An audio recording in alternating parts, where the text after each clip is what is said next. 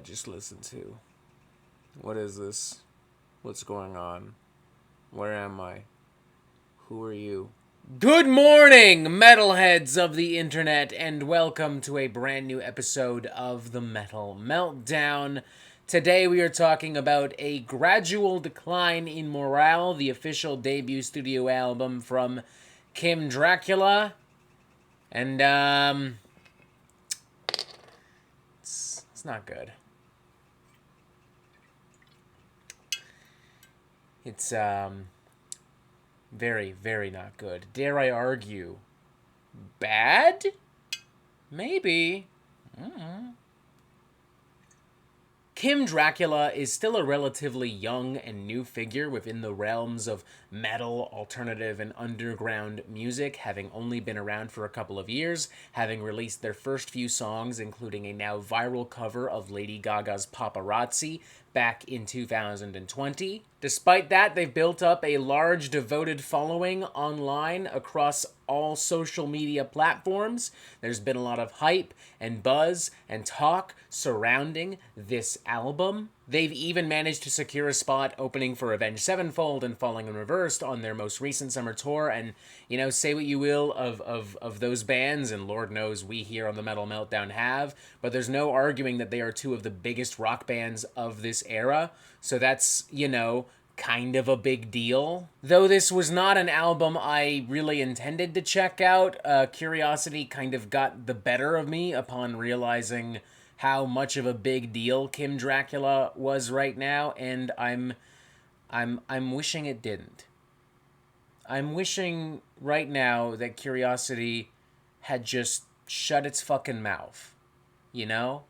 I'm wishing it had just turned its head and walked the other way just this one time. Because a gradual decline in morale is, without question, one of the most obnoxious, erratic, unhinged, and absurd records I've heard so far this year, maybe in the past few years, if we're being honest. Every song is densely packed with a seemingly never-ending variety of irritating noises and sounds and ideas. The album is overproduced.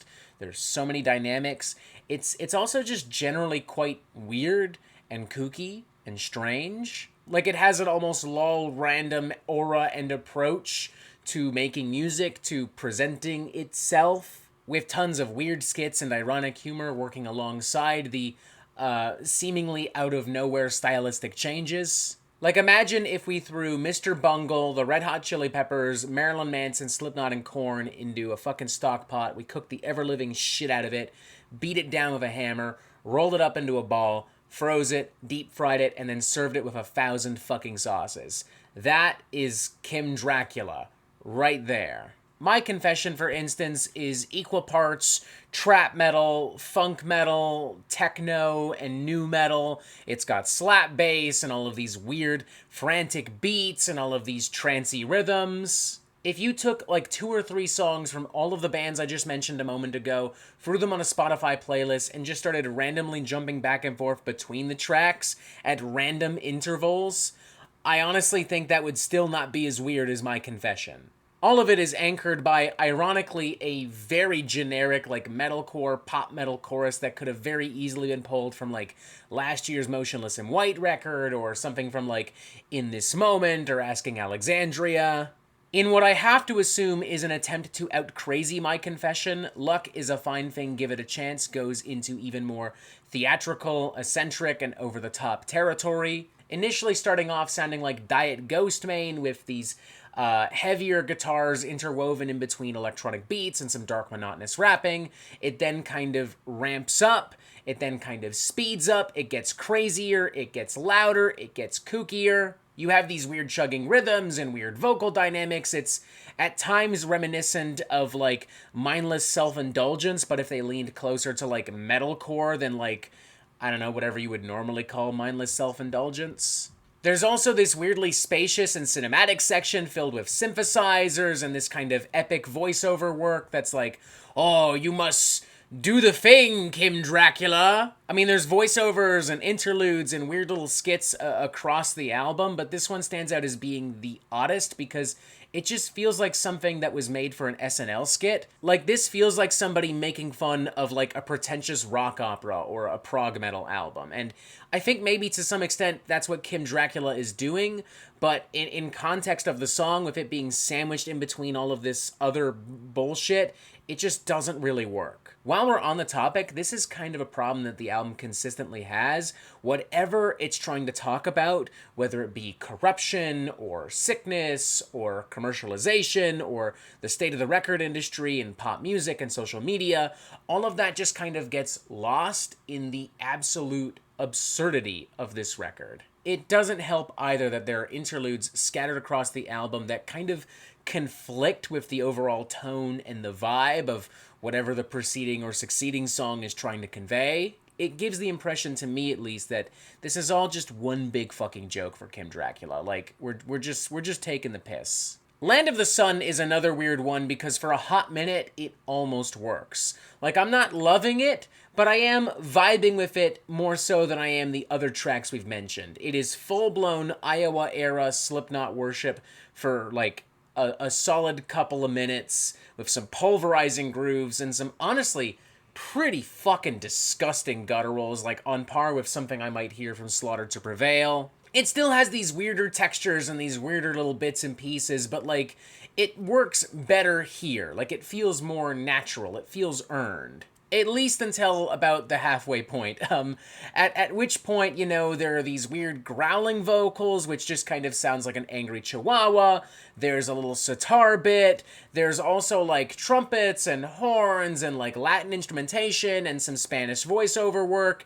And the whole thing ends up sounding like Slipknot's remix of Livin' La Vida Loca. And in a fascinating move that simultaneously rubs salt into any and all wounds and also reaffirms that this thing is just one big colossal fucking joke, the song also concludes with a variety of cartoonish sound effects and, what the fuck? Then there's Divine Retribution, which dedicates most of its time to a lot of weird bits and skits. For instance, there's a large chunk of this song that kind of plays out like a breaking news segment, but the vocal delivery combined with some of the instrumentation, it just ends up making it sound like something out of a blaxploitation film. There's also some goofy-ass synth pop near the very end and some weird, ravenous, frothing rap stuff near the very beginning. It just kind of sounds like a goblin with rabies going absolutely mental. 70 Thorns featuring Jonathan Davis from Korn is another odd one, shall we say. There are these screeching, soaring vocals that kind of gives this thing a weird kind of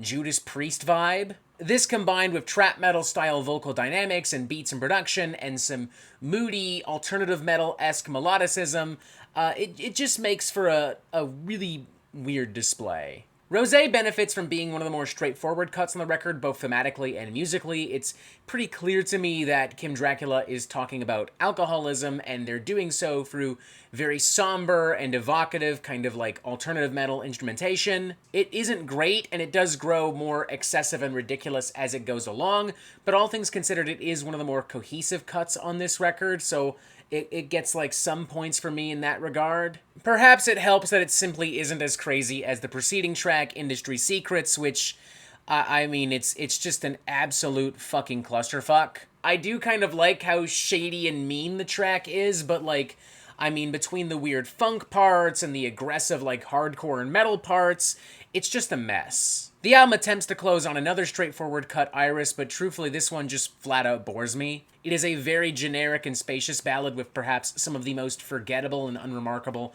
production and vocal work on the record. Considering everything we've heard and talked about beforehand leading up to this, I'd argue that it just feels kind of lazy and it feels somewhat tacked on. I guess I do kind of like the title track, Gradual Decline in Morale, which also works as an instrumental number and also opens the album. I mean, it's goofy as fuck. It sounds like something that could have been pulled from, like, some kind of, like, excessive symphonic black metal record or, like, one of the Castlevania games or something like that. But honestly, like, it works well enough.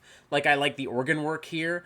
I like some of the string work here. I like some of the samples. It does have this spooky, grandiose vibe, even if the album itself doesn't really deliver on that. I do think it's a neat way to kind of start things off. As you can tell, that's probably the closest thing I have to like a full-blown compliment for this album.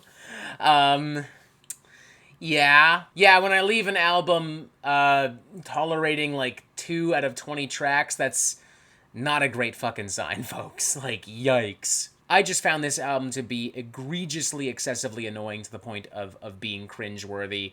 This is a strong 1 out of 5.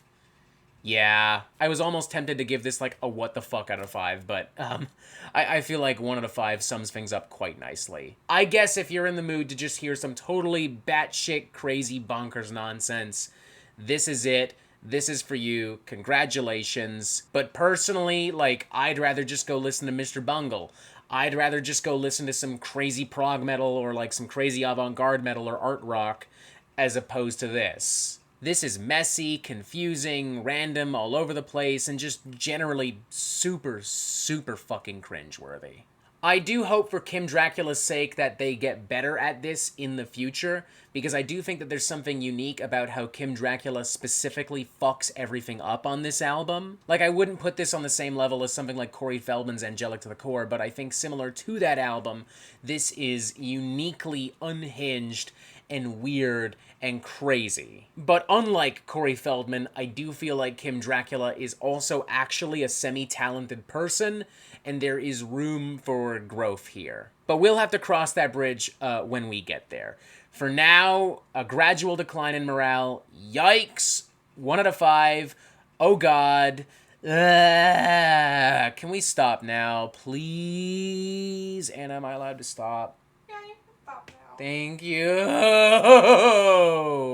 And that is it for the Metal Meltdown. I'm not an expert, nor do I claim to be, so what do you think? Do you like this record? Do you not like this record? And what do you want to hear from me next? And thank you for watching. Make sure you press subscribe right here so you get updates on the Metal Meltdown fucking immediately. And as always, you have yourself a fantastic fucking day.